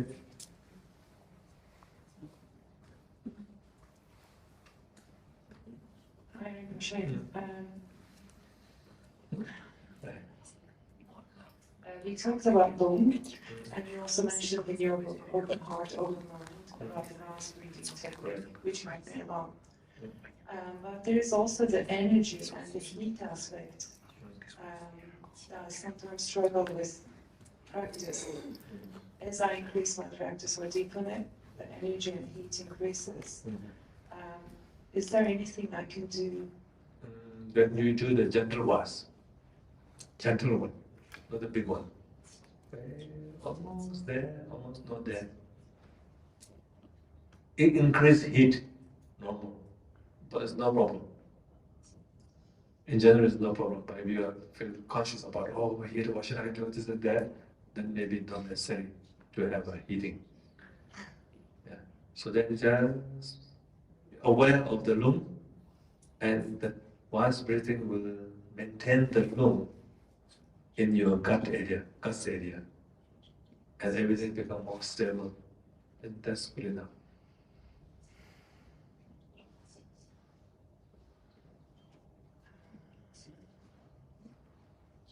Okay. Yeah. Thank you. Do the gentle vast breathing, not the big one. No 抱歉，我想打断一下。刚才这位同学的反应跟我的问题是不一样的，就是有一些出入，然后我想更正一下。You're not good translator, she said. You don't look like that.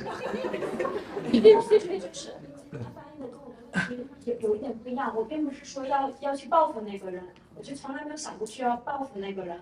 我想的是，我事后就是经常会回想，我很后悔，我当时为什么没有就是回怼他？他当时对我态度特别不好的时候，我为什么没有回怼他？为什么没有跟他打一架、干一仗？那这样的话，也许我当时就是这口气儿出了，我就不会再继续的去想这个。东西，我就不会在以后的那个日子里，就是反反复复的想，明白了去想。我是说这个意思，我并没有想来去报复，因为这个太严重了。Sorry, I made mistakes, maybe a little bit mistake. And she said she didn't think of revenge, but she just she just feel a little bit regret why she didn't fight that person, have a big fight with that person when that person bullied her. So if she just fight back at the moment, she may not feel so angry because she just released this anger at this moment. So she will not always ruminate and come back to think of what happened that moment. Yeah. So I think better not fight, because who knows? The fight, some other thing might happen.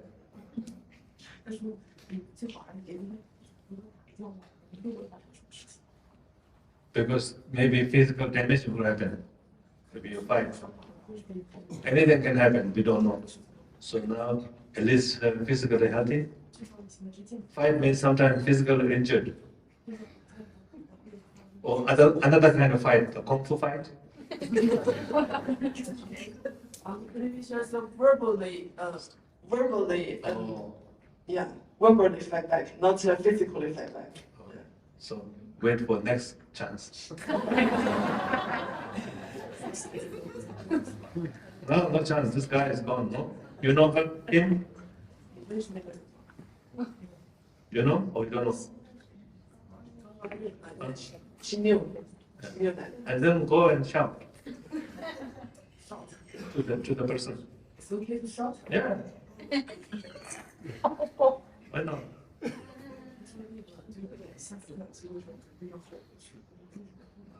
And as a practice, if he really think that's he needed, and then maybe talk to the person. Cannot talk. She feels so angry if she's just mind that person. And she feels not able even to have a good conversation. I think it's okay, still okay. Good to talk, possible. Seems like there's no other solution. Or you let it go. Or talk. Otherwise, no other solution. Me, I will let it go. Why I hold? Because of him. I still holding the problem. Why? I don't like him, but he's still suffering me. I will let it go. But if you cannot, then talk.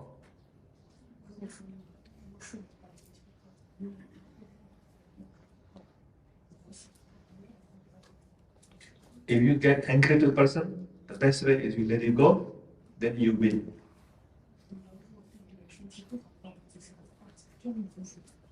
Because that thing happened in China, you brought in Nepal also.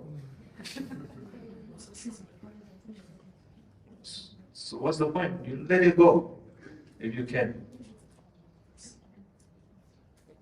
You're free of this person, then you win.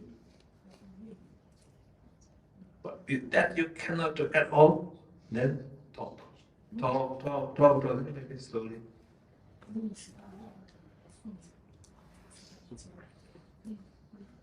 So, my point of view, let it go. As a Buddhist point of view, you listen me, let it go.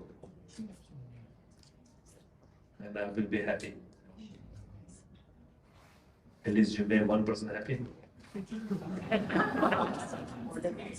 Which is me. Yeah, just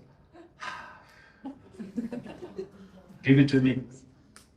I'll put it in the toilet.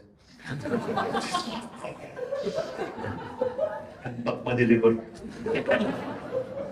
And go to India.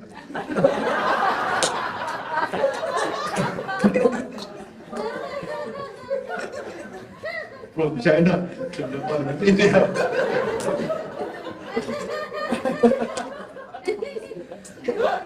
Really, please do that.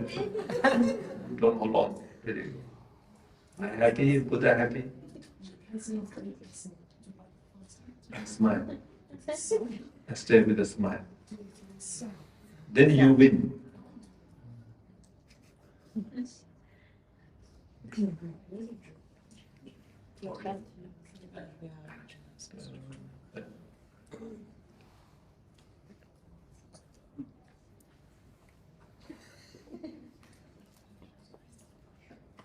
Thank you. I wanted to go back to the emptiness and to the. So it's because I want to kind of clarify or check. So the example with the plate. And the other part is real but not true. Correct. And when I meditate on things like that, like intense meditation, and when I go to this kind of risky road of bringing others to that, like, I mean, like, there is appearance in yes. kind of my mind yes. about the plate. Yes. So right now, this plate, yes. that object, yes. is real version 1 for you, real version 1 for me, yes, correct. And like infinite possibilities of that plate to appear whatever, like for us humans it would be like, and we will have all different characteristics because I can't see the plate that good, you can't see the plate and all that. There's another level, but the human level, you see the plate similar. Similar. Yeah, similar because we have like common karma things, and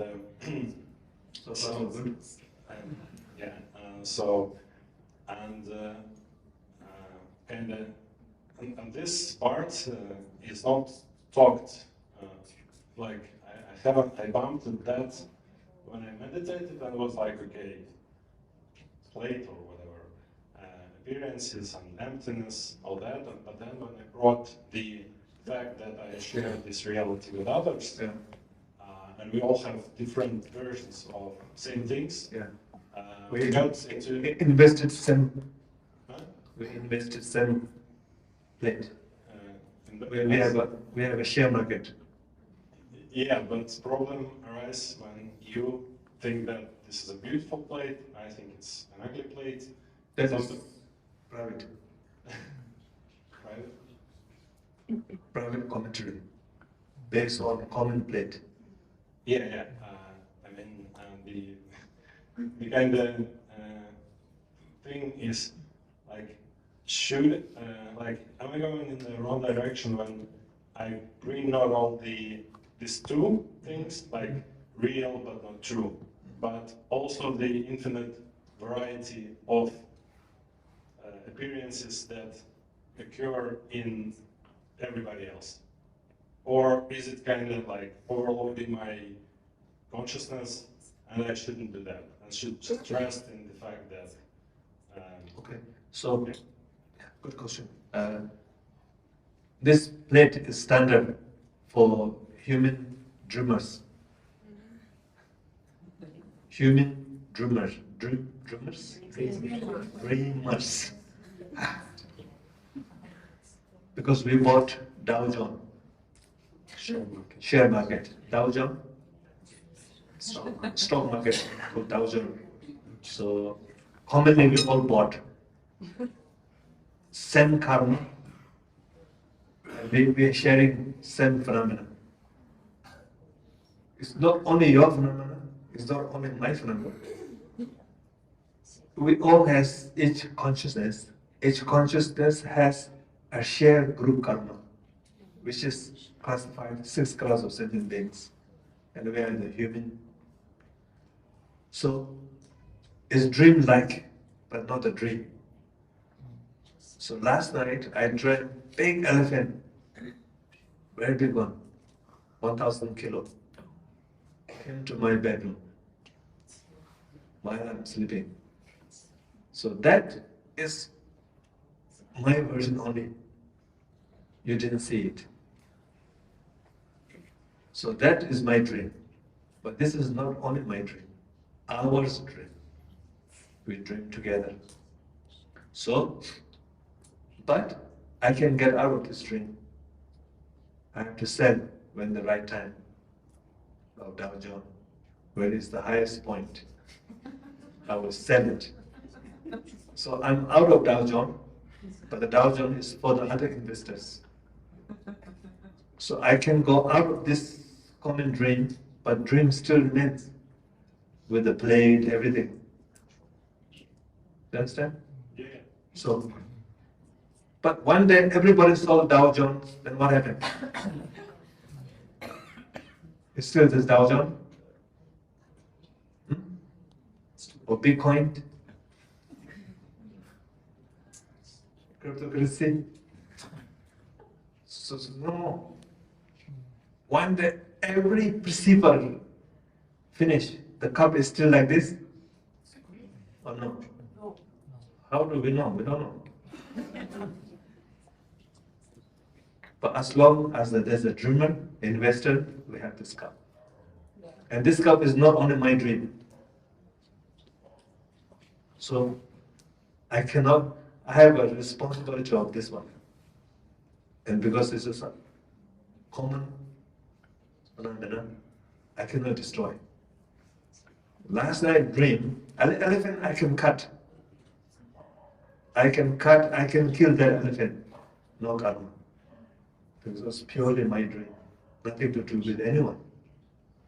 And this one is so many things I have to take care. If I do something wrong which you don't like it, I create karma. Because you also invested in this plate. So there's a law in the plate. It's called relative law, karma. Is the ultimate? No. It's individually created. But is yours completely? No. The last night elephant is mine completely. I can do whatever I want because you did not perceive it. Last night dream is nothing to do with you. You didn't create at all. It's only my dream. But this earth is not only my dream.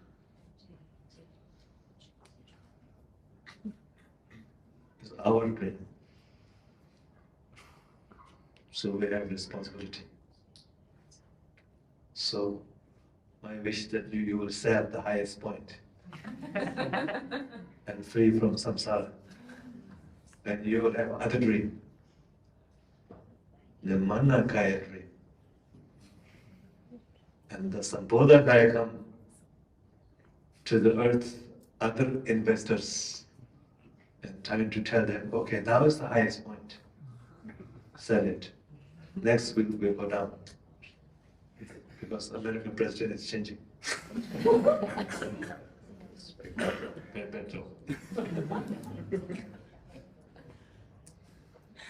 So every time some president change, share will go down, or go up, we don't know. So buy when the lowest time, but we don't know when.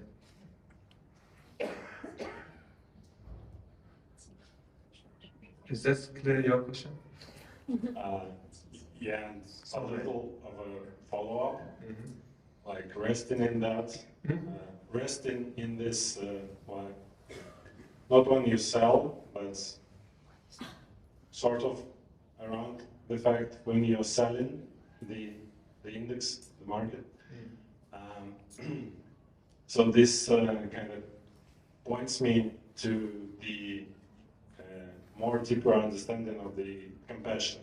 Correct. It really is. Yes. Like, yes. Because correct. You know the real deal, the not true, right, and the kind of real for like the appearance, and then you see how somebody else with the different version of the plate is suffering. Correct. And this is kind of the how the emptiness joins with compassion. Correct. Okay. Very good. Okay, thank you. Correct way of understanding. You got a plus. The Buddha's compassion is a little bit like that. It's not looking down. Sometimes it looks a little bit arrogant, but it's not really like that. So you understand, oh yeah, but still, keep suffering.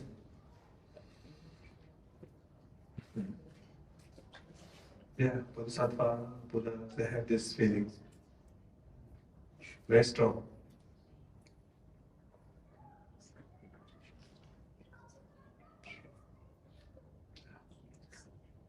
Okay, the last one. Then I have to go to puja. Because I keep staying here because that I don't need to go to the nuns are not happy, I think. So I have to go.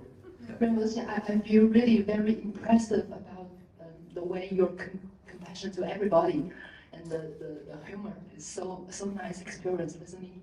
This and because in fact I don't have the question, but this lady, she's so strong emotion, and also all the people are talking about this. So I'm thinking last time, maybe the day before yesterday, you were talking the emotion can bring some thoughts, and the thought backward, just reverse. Reverse. If just like Buddha, if you have very strong clarity or very strong wisdom about what's happening now is not real. It's all because of the karma, and then all this happened is not by coincidence. It must happen. Maybe last life I made something bad to him, and then that's why he appeared here to. In your dream. Yeah. So if it was not only you, he also invested. Yeah. So maybe both invest together and happen here. Then I will be happy that this happened. It will finish the karma, and I will be more free. Then if we think in this way, that nothing should need to be so strong emotion, right?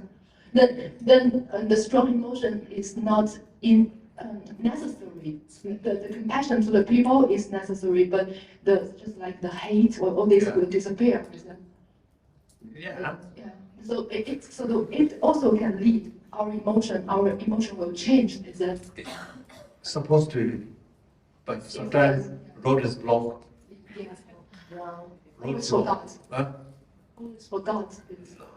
All the time, our channels are very open.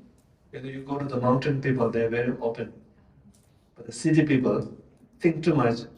And from childhood, there's hope in fear, society, competition. So nervous system blocked. So that everything is true life. What? Okay, no, sorry. Everything is true life. Compassion. What? From here. So this part need to open first. Channel. So that's why handshake bells come. You open, feeling, Then all the understanding from the thought can transmit into the body, and the heart start open. There's two ways open heart. First, without understanding, with love. Acknowledge your beautiful master, kindness, open. Then Buddhist knowledge can offer to the heart, and the heart can open. Double open. Yeah. What you told is last year I was in Tibet, so 9 years, and in Kailash area, and I feel the same. The Tibetan people make me feel so different. They are always very calm. Maybe I don't know. They're always, even the COVID comes, we are all in the same prison, and they just keep on chanting, and they didn't feel so angry. They just receive everything peacefully. I feel really shocked about their attitude. I think it's maybe because the surrounding and the Buddhism influence. Maybe Buddhism, or maybe a little backward. Backward, you know. I don't know, maybe it's backward or maybe it's good way. Nowadays, I start to see that is good one. One time I start to see there's no good. Because you're going to die tomorrow. Okay. Don't wash your hand. Okay. And then you get sick. Understand? So there are many things they don't care that much. Very calm. Because of calmness, they don't care much. I mean, they care people, but then they don't care themselves. Eat all the big fat. Diabetes, you know, high blood pressure. They don't care. But one day it comes to you, no? But modern people care too much, become uptight. So, best model is Nepali heart, German head. Come together, make one big. Tibetan heart also. Nepal is beautiful country, beautiful, nothing but no head. It's my pain, thank you. So Nepal, German had import. Now they importing, I'm a little scared.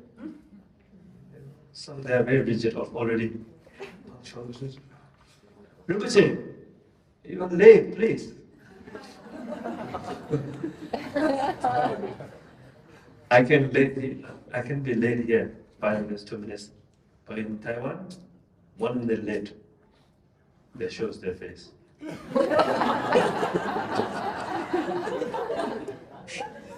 But German is going backward. Taiwan going ahead of German. Usually German, the train will come 2 p.m. in 2 minutes. And they come. Wow, the culture shock for me first time. They talk about minutes, yeah.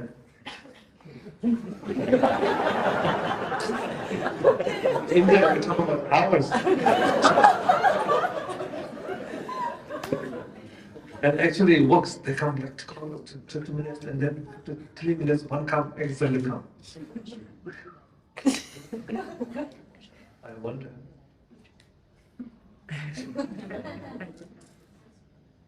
Nepal, not come also okay.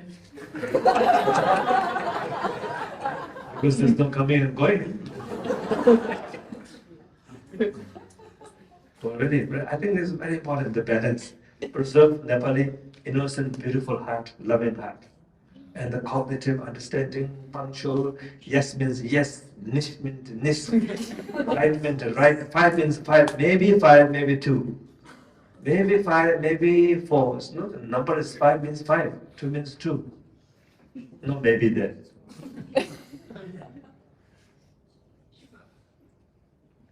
If you are accounting, maybe 3. That's encounter always problem. Organized, all this we need to bring, but at the same time we preserve that beautiful heart, free, open, relaxed, and fully use the head, but don't be opposite.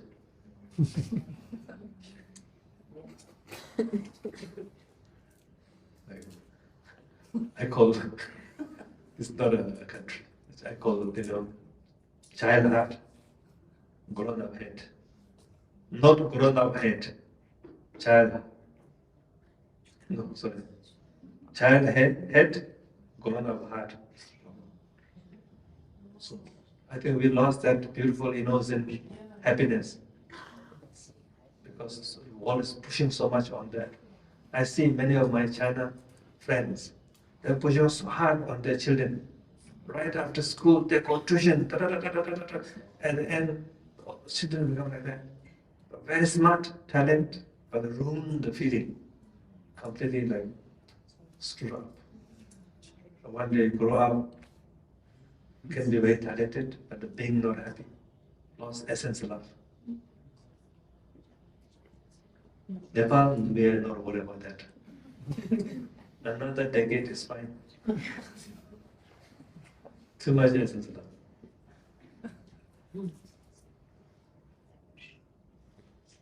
Okay, so see you tomorrow. Yes. Please come tomorrow. Tomorrow will be the best teaching.